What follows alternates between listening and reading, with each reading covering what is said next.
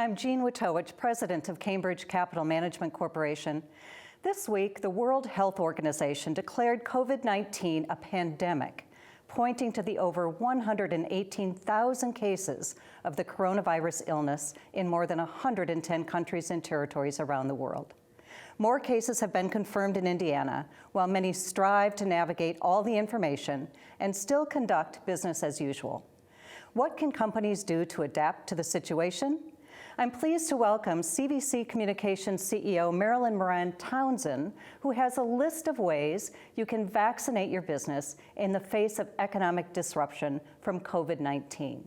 Marilyn, welcome. Thank you, Jean.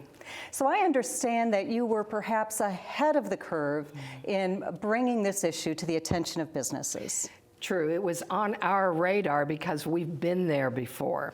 So I'm going to take you back 20 years to September the 13th. We were in New York City to produce a major nationwide training event 2 days after 9/11. Oh my. Of course, it got canceled. Right. As did all of the meetings in the subsequent months because no company wanted to put their employees on airplanes.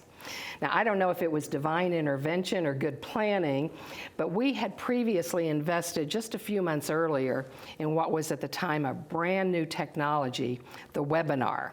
So we were able to move all of our customers to hold web meetings when they previously had planned to hold those meetings face-to-face.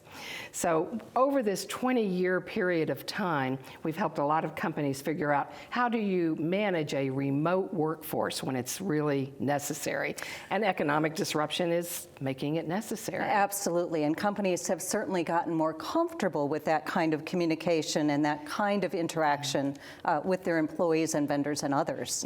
Now, I also understand that you may have put together some interesting ways from an economic standpoint that companies consider perhaps vaccinating their businesses against this current outbreak. Right. When we noticed that this was coming, and about a month ago, I was in an economic development meeting when I asked the question, what are we doing to economically vaccinate, particularly the most fragile of businesses, startups? And that really caused us to put this plan into high gear, which includes a 10-point plan with such things as how do you train managers to work with a remote workforce when they have previously only worked face-to-face.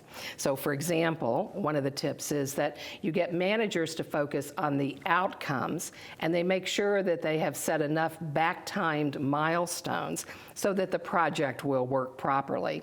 You make sure everyone understands their roles and responsibilities and that everyone knows that they are valued wherever they are doing their work. If you have some work that you can move it to, for example, a factory that isn't under quarantine, and many other things. Absolutely, and we're going to see, many companies have pandemic plans. They're now testing those and putting those into motion in ways that perhaps can provide flexibility as well. Yes. So it's important that we do that we make sure that our various employers understand how they can make good, productive use of this time. As an example, Marilyn, thank you. I know there are so many more ways that we can help. And we just have to have people look them up. Absolutely. We have a place to do that. BusinessStorytellers.com as well as Inside Edge is sharing the 10-point plan. It's totally free for all businesses. Wonderful. Thank you so much.